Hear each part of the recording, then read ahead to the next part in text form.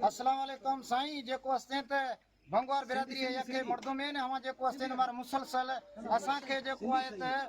3 महीना थी या मुसलसल असा जे घर में 3-4 दफा फायरिंग करे वने तो हाने तवा टाइम दिसो रात सुबह रात जो 7 बजे फायरिंग करे असा जे घर जे मथू कौम एते मां जो घर आ फजल भंगवार वारे एते पंप दी भरसा मुजो घर आ कौम भंगवार के खबर आ इलाके गोलन के खबर आ सजन के खबर आ सजो अथॉरिटी ते कंदकोट के खबर आ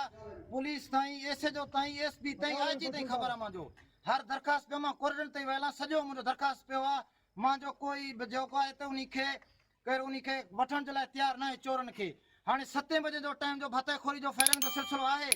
हाने मां जो अपील आ एते वीडियो फेरा एते सजो कौम बिठो आ एते सुबह 7 बजे फायरिंग करे वियो आ हाने एते जेको आहे ते कंखे गोली लगे बार के नंढे के वडे के मां जो जिम्मेदार कुछ भी ना है ए असा जो वडो आ बाबू आ वेठो आ इनजो नालो हाजी गुलाम सेना ए कौम भंगवार बिरादरी के गोला बिरादरी के जाफरी के असा अपील था कयूं वाजे यो मीडिया ते जेको है ते हाने गोलियों ते सीधो बस्टा लगान को बार के नुकसान थे भंगवार जो गोलो जो असा जो को जिम्मेदार ना है सरदार अहमद खान सा फैसले जे लाइ चयो से सरदार असा जो इनकार करे छड़ियो सरदार के खबर आ केड़ो चोर आ केड़ो सरदार केड़ो ना है सरदार के असा 3 चक्कर वयो सरदार असा के को वोट न ॾिनो आ हाने जेको है त मांजे बारे में आयो रोड ते मुयल पे हुंदो असा जो जिम्मेदार कुछ भी ना है इहो असा सजो अपील था कयूं ये गुंडागर्दी, ये गुंडागर्दी,